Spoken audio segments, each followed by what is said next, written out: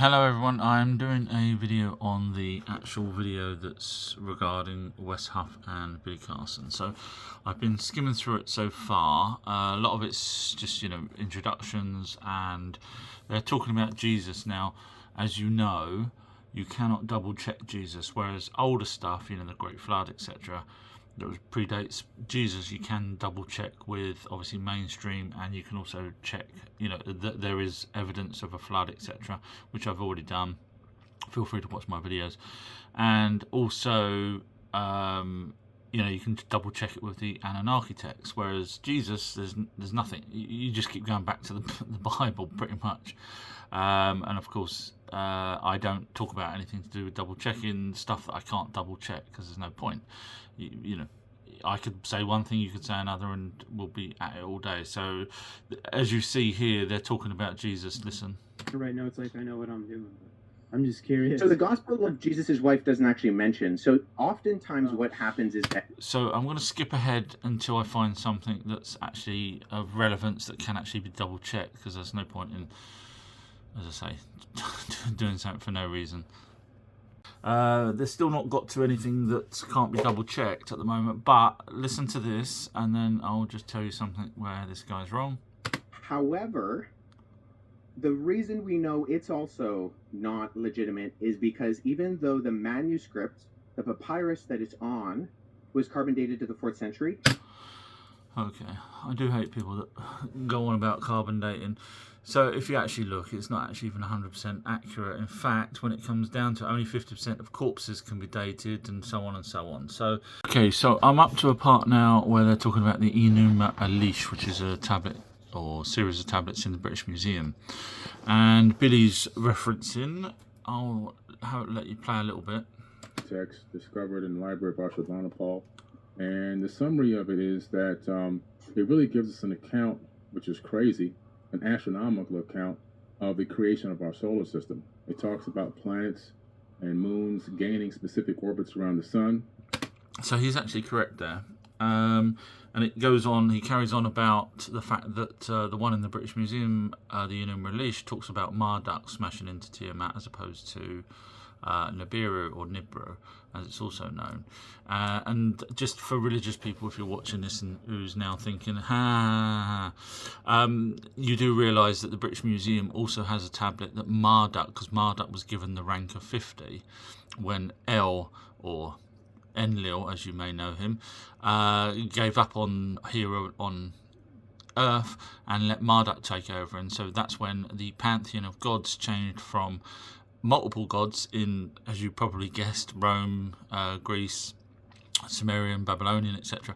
Everywhere went down to one god, and that was Marduk. And the tablets in the British Museum, if you would like to bother, but you guys won't bother researching that, so that you can then see how we end up with one god, whereas obviously in their image, Genesis 1:26, and the fact that there's God is mentioned 300 times in the Bible, the original Bible, not the version's been changed.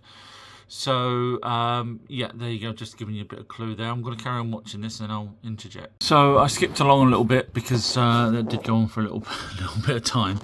And what we've got is this gentleman, Wes, asking Billy for the verbatim, in other words, because Billy sort of alluded to, even though I did skip bits of it because it did go on for a bit, Billy was pretty much saying that it's almost word for word, and so again this guy's asking for the evidence that it's word for word. So I'm just going to play a bit. I haven't actually gone any further than this. So I'm just curious, when you say that there are not just parallels but there's actual copying, looking at Genesis chapter 1 and 2, where the creation story is summarized in the Bible, what are the actual kind of parallels there that you're looking to? Because as someone who's read both, I not only do I not find parallels, I actually, and this is the majority of ancient Near Eastern scholarship with me, think that Genesis chapter 1 is actually an apologetic against documents like the Enuma Elish. So what?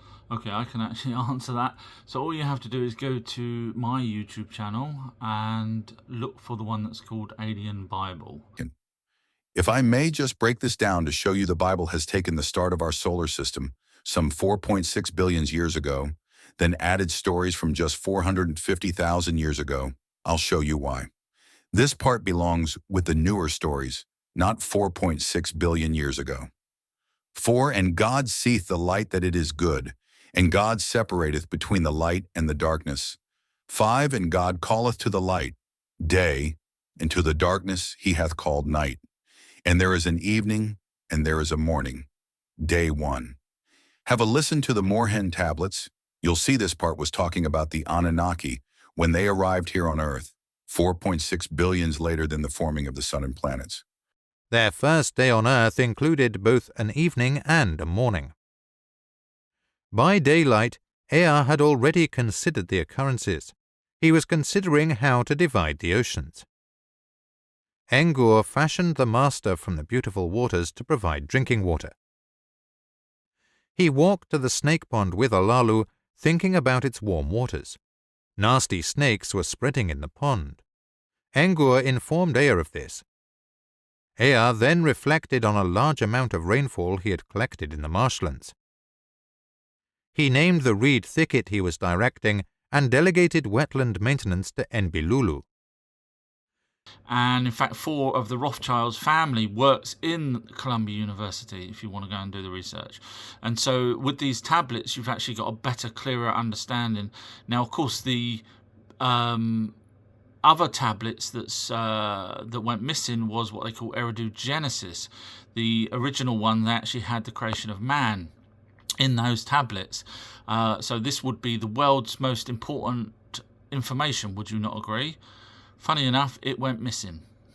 I wonder who owns the museums or who funds the museums, etc., etc. So now you get an idea that why we're struggling. Not too much though, because if you go and look up Enki and Nimna, which I'm just about to show you right now, remove the carbon dating, Enki and Ninma. So one of the first, that's how you spell it. One of the first, there it is. You can just, there it is. One of the first languages ever, and they're literally talking about genetically modifying a creature. You can go read this in their image. This predates the Bible. So, which is it? Is it an almighty being? Bearing in mind, ladies and gentlemen, the first buildings on this planet was not for your almighty being. It was for Enki. That's a fact. Second building, Enlil. Third building, Ninurta. You get the idea. Fourth building, fifth building, all in Mesopotamia. So God's going, hang on a minute, guys. I told you to worship me, and you're building these buildings for these Anunnaki. Where's my building? Funny enough, he didn't actually ever get one, an almighty being. If you actually do the research, you'll find that the only building that would have come close would have been the one under Temple Mount, which was for Yahweh, which was Marduk anyway. Feel free to watch my amazing documentary on who Yahweh really was. So anyway, here it's talking about the creature that you bring into existence, impose on him the work of carrying baskets. This is, again, translations. And look, they fouled 6 times. Each one of these creatures that they created fouled. This man constantly opened his eyes.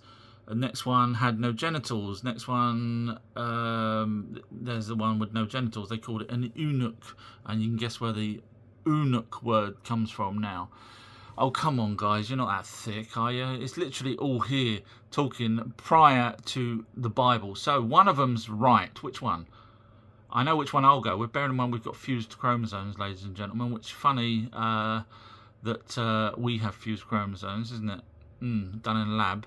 Now you'll say, mainstream will say, oh, it's genetic mutation. The amount of coincidences you're going to have to keep going through to try and justify that it's an almighty being and that it's accident and that we've got this and we've got that, and yet literally here in the Oxford University translations it's talking about, I declared the fate for the first man with the weak hands, I gave him daily bread. They actually give him daily bread. This in this line here it talks about somewhere, I can't find it off the top of my head, but that's where you first get your word daily bread from, by the way. So in your Bible, when you're talking about the hymn, Our Father who art in space, bearing in mind space has been proven by myself with evidence that heaven is space. Our Father who art in space, give us our daily bread. And it says it here prior to the Bible. So which one's right? Which one do you think's right? A little bit of logic here.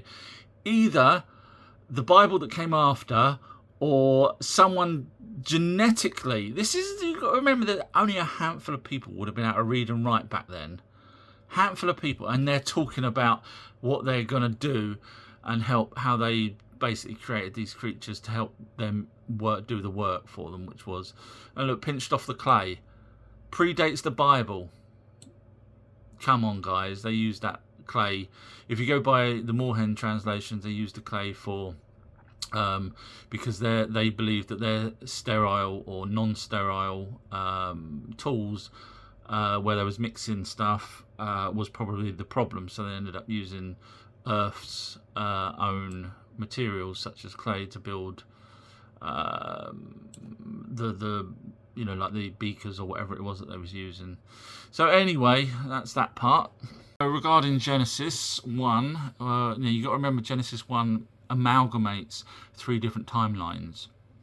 So first it's talking about 4.6 billion years ago, which is where the planets were forming. Then it talks about the Anunnaki coming here, which would have been, as I say, in Genesis.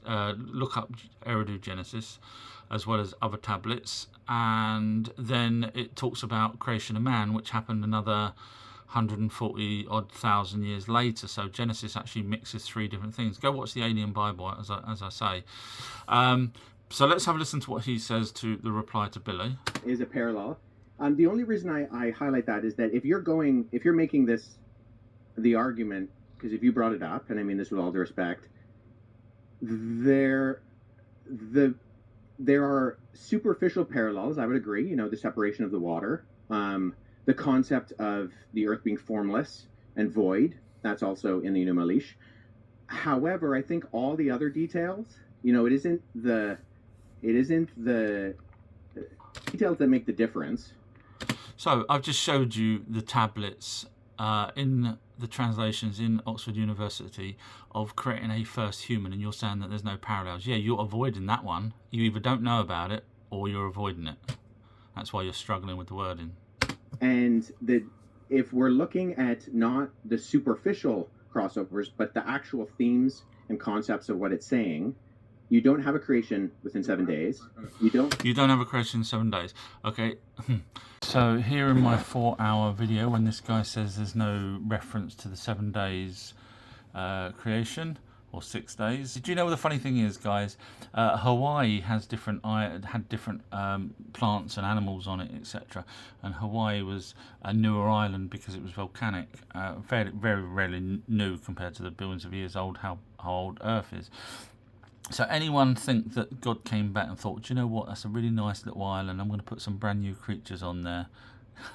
Seriously, guys, come on. So let's move on to the 6 days of creation. Now here is translations of the original tablets that base on Genesis 1, but from the original tablets. You can find this PDF online, and it's called The Cuneiform Origins of Genesis. In other words, Genesis copied the cuneiform. And date for the Genesis 1. And it goes through a hell of a lot, which is great, and it goes through it very well. But we're interested in this particular part here. So Genesis talking about the 7th day of creation. And the basic story goes that God did many things for the first 6 days and then rested on the 7th. So we'll just read Genesis 2:1-4, and it says, "And on the 7th day God ended his work which he had made, and he rested on the 7th day from all the work that he had made. And God blessed the 7th day and sanctioned it, because that in it he had rested from all his work which God created and made." Now, if you actually read this version, which is the translation version, it says, "And on the 7th day God completed his teaching," which is kind of weird because God would have been the only one around at that point, unless it was Enki, "and ceased on the 7th day the teaching that he had been doing." So Sitchin's version in his books is that for the first 6 days they catalogued. So this is when the Anunnaki, the first 50 Anunnaki arrived here on Earth. They catalogued various different things. The first one water, for example, on day 1, plants on day 2, animals on day 3. The rest of this video is many hours long. You can watch. Sorry, yeah, that was an example of the date of what they said that they did on each day. So you can go watch that full video if you want. At that time. So, Was so let, this text discovered that makes it parallel to Genesis? Was this? Which makes it parallel to Genesis. Right, okay, let me just type in something. Cuneiform parallels to the Old Testament. Translation book, by the way. And you can actually go and read that. Hopefully this is the PDF version. Probably not that one. You can find, yeah, there it is. Okay, so basically you can go along, and so basically the reason why this person back in 1912 wrote cuneiform parallels to the Old Testament is because where they're saying that there's no connection between Sumerian tablets, for example, Babylonian ancient tablets that predate the Bible, and the Bible itself, just go read this book, 1912, from a translator of the ancient tablets. It's called Cuneiform Parallels of the Old Testament, and parallels being because, literally as this guy just said. So is there any parallels? Yes, sir, there is. and what we see that is counter to that is that even, sure, there's superficial, divided the waters, but we find that in almost Okay, superficial. So hopefully you've just seen the book that I mentioned, the Alien Bible and the Enki and Nimna and the Eridu Genesis, where they're missing the first one. So yeah, plenty more than what you're aware of. That I just see. So he says, I disagree with if this. I have Listen. all these texts out, there's a lot of different information that you can see. There's a lot of it's been copied word for word into the biblical text. See, it's not. So that's the problem. That's where all these religious people seem to think that Billy's totally been debunked, is because Billy made a mistake, and it is a mistake. That it's not. When you say a lot of the words are copied word for word, no, they're not. And also, don't forget, you can change the way that you read the Hebrew words, as I've already said. There's, for example, one word can mean 4 totally different things. So that, unfortunately, that's where Billy kind of went wrong a little bit. You keep saying that God's a he. Yep. Okay, so he says God's a he. Bear that in mind, because in a moment he's going to then say God is genderless. So where do you get that from? Well, throughout both the Hebrew Old Testament and the Greek New Testament, you have the masculine singular pronoun used for God. Singular. Okay, now there is also words for gods. 300 times, 150 knocked down. If you go read the Young's Young's literal translation, it's 300 times. 1 in 4 pages. That's pretty impressive. So when you say it's singular, I will then say no. And you can't argue with that, because you've got the words in there as gods. And don't say there's no words in God.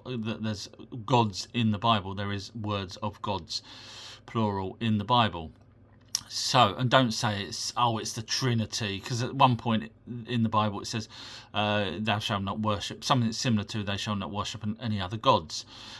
So now what you'll probably do is, they're lesser gods. And make up a load of crap. No. No. The Anunnaki's race name was gods. So, and you can go watch my amazing documentaries that shows that. So, you're wrong there. Just because it says singular, it also says gods plural. So, I would debate you and say, no, which one? I will go with the gods. Bearing in mind, Elohim is supposedly plural itself. So you saying singular, just by the definition of the word gods, is plural already. And why is God a man? Where's the evidence of this? Well, God isn't a man. See, within historical Christianity, we don't believe that God has a gender. However, the way that he has decided to reveal himself is through the masculine plural, and then ultimately by... So, he's not... Earlier on, he agreed with Billy when Billy said, you call him a he. So he said yes. Now he's saying he's genderless. But to get round that argument, because he already said he was a he, he's saying that God identifies as a he, in which case, then he has a gender.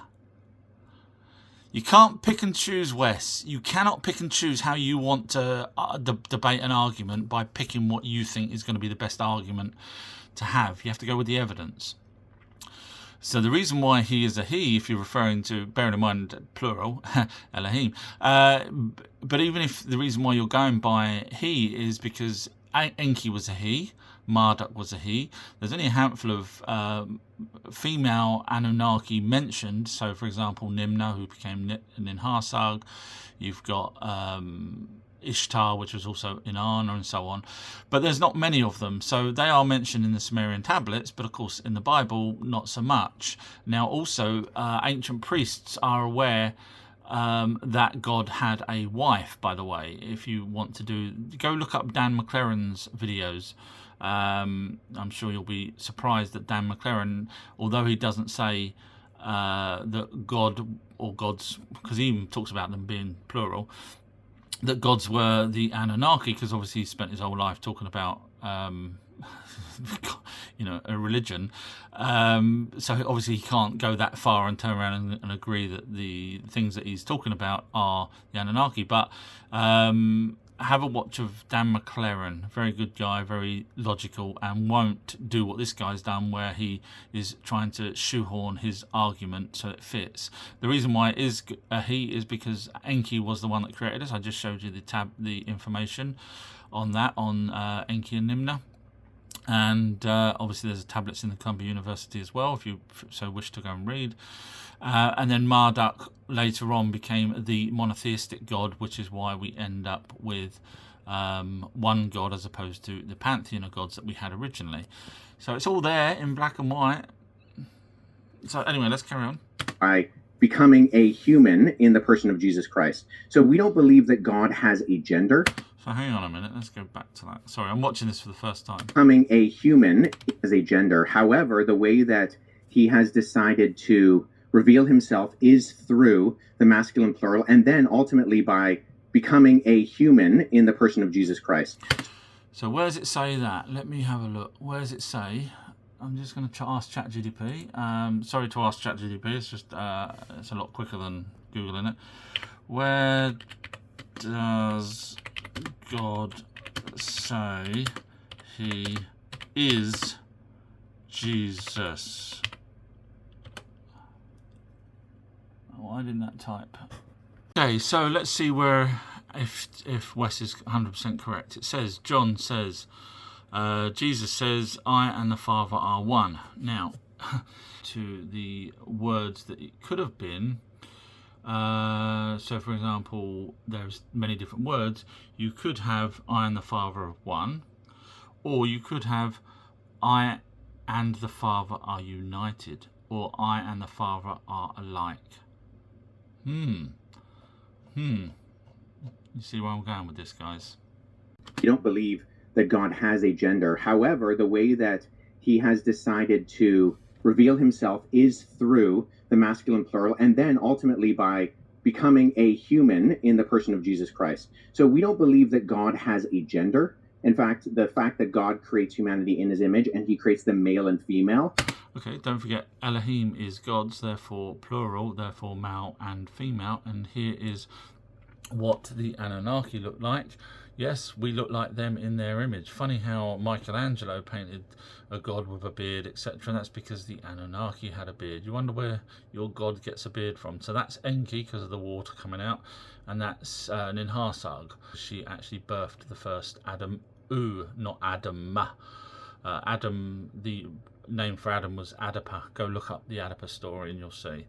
So there's male and female, and they do look like us. Now we know they look like us because when you actually start looking at other carvings of them, yep, bipedal, beards, the list, basically is you'd have to be a numpty to not grasp that that's actually, or some of these are AI images, but you'd have to be a numpty to say, okay, these are totally different from anything else. Of course, that's their home planet symbol, by the way. You'll see that on a dollar bill as an eagle. Whoopsie.